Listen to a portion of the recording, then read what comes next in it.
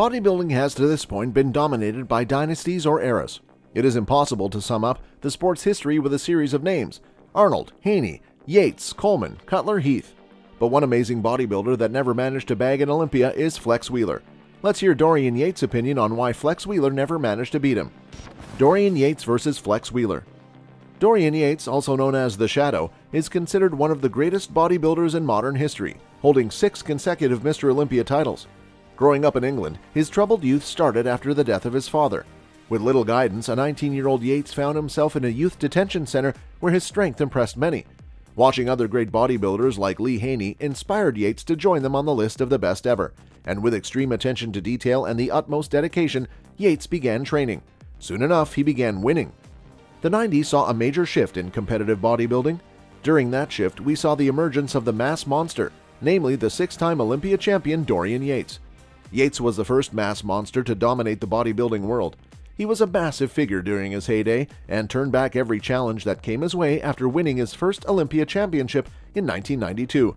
While he dominated 90s bodybuilding, he had many talented challengers.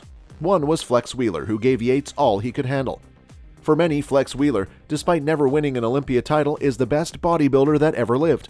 But his ranking in the all-time great category cannot be disputed, as he had a unique look that we hadn't seen before and haven't seen since he departed the competitive stage in 2003.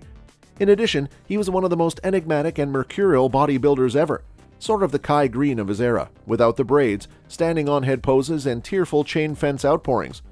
Outside of the gym, Flex has been a practitioner of martial arts since his 20s. Practicing a hybrid style of Taekwondo and Kempo, he focused his competitive nature on fights following his retirement from bodybuilding. So why did Flex Wheeler never manage to overthrow Dorian Yates? Why Flex Wheeler never beat Dorian Yates? Dorian Yates dominated bodybuilding in the 1990s. Some training philosophies and particulars set him apart and propelled his rule. Unlike any other sport on the planet, bodybuilding is a game that requires tremendous diligence and pinpoints accuracy in the areas of dieting, training, personal presentation, and mental tenacity for the express purpose of conveying, as an end goal, the most impressively muscular, ripped-to-shreds physique possible. Given bodybuilding could be considered as much a science as it is a blood-and-guts, balls-to-the-wall pursuit for physical excellence, it is not surprising that it has attracted many who, through meticulous planning, analyzing, and theorizing, have pioneered specific approaches to building muscle and stripping body fat. Dorian was a thinking man's bodybuilder.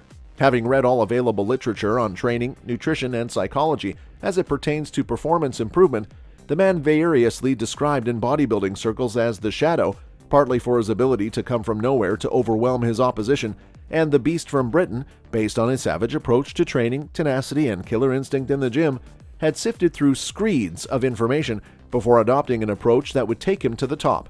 Yates dominated the sport from 1992 to 1997 and ushered in what we know now as the mass monster era. He was lean, muscular, and fierce in his training. Yates' active career was defined by a self-professed monkish existence dedicated to being the biggest, most muscular man on the planet. For those 6 glorious years, the Shadow achieved just that. His combination of size and conditioning was never seen before, and it was an astonishing sight. Yates' training set him apart from others before his 1992 Olympia win began to adopt HIIT principles and trained with Mike Mentzer at Gold's Gym. A clear fan of HIIT, Yates took Mentzer's advice regarding both training intensity and the number of sets needed for growth. Initially, for Yates, this meant 1 set to absolute failure, which in time he raised to several warm-up sets and then 1 to 2 sets to absolute failure. Yates believes that Wheeler never put in the same amount of effort as him, and if he did, he would have been a significant obstacle in his way to winning the Olympia. But other than training, Dorian believes another major reason why Flex could never beat him was the fact that Dorian had the confidence of a winner. Dorian Yates once said, "The mind is key to everything. Whatever you do physically is determined by your mindset." I did everything, and I achieved 100%. I would say that Flex probably maybe did 70%. Probably Flex had more natural talent than me. Would his 100 have beaten you? Very possibly. Quite easy to him do that 100% because it's already there, right? Dorian Yates on when Flex Wheeler could have beaten him. In an interview, Dorian Yates recounted the 1994 Mr. Olympia, where he felt that Flex Wheeler could have won if he were able to compete. When you think back on the legacy of Dorian Yates, it is hard to imagine anyone getting the upper hand on him during his prime. However, he says that there is one person who could have surpassed him on the right day. At the peak of his career, Yates was almost unstoppable. He took on the best of the best during his reign of 5 consecutive Mr. Olympia titles, before walking away without losing his title.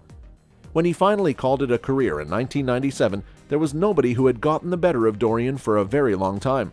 It left many wondering what would have happened had he continued to compete instead of ending his career while on top. However, there was one person who almost got the better of Dorian Yates.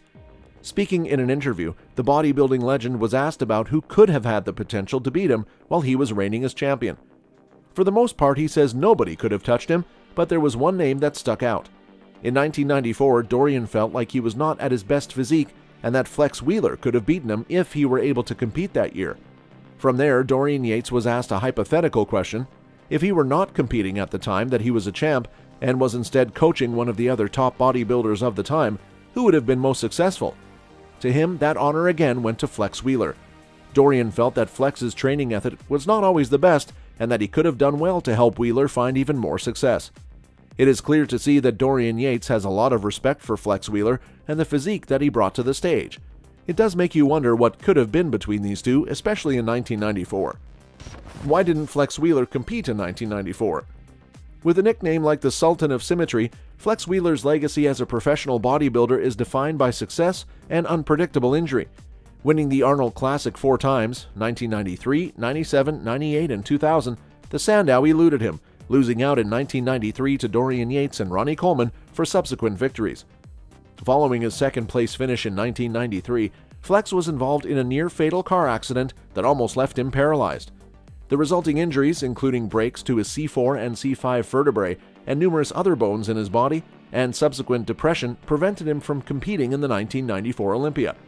Nevertheless, Flex recovered from the car accident and returned to the top tiers of bodybuilding in an awe-inspiring amount of time, returning to the stage to win the 1995 Ironman Pro and place a respectable second in that year's Arnold Classic. His career continued with numerous first-place trophies and several Olympia podium finishes, aside from the 1997 Olympia, where Flex was unable to compete due to injuries sustained whilst fighting off would-be carjackers. Arguably, he reached his peak in his post-1995 career, a formidable icon for the sport and undoubtedly one of the best of all time. A significant feat despite being unable to dethrone Ronnie Coleman. Flex retirement and comeback. Flex announced his retirement in 2000 due to hereditary kidney disease, focal segmental glomerulosclerosis, but continued competing until 2003 when he received a transplant. His condition was exacerbated by his reluctance to stop competing. Despite his retirement, Wheeler remained vocal in the sport, offering to coach and regularly appearing as the frontman for various nutrition companies. The Sultan briefly returned to compete in the 2017 Olympia Classic Physique division, finishing in 15th place. In October 2019, Flex underwent amputation of his right leg below the knee due to circulatory vascular system problems. Wheeler said the decision to amputate was due to escalating circulation difficulties in my right leg that had become life-threatening. Flex's positive attitude has already seen him return to the gym. That's all for today's video, folks. See you next time.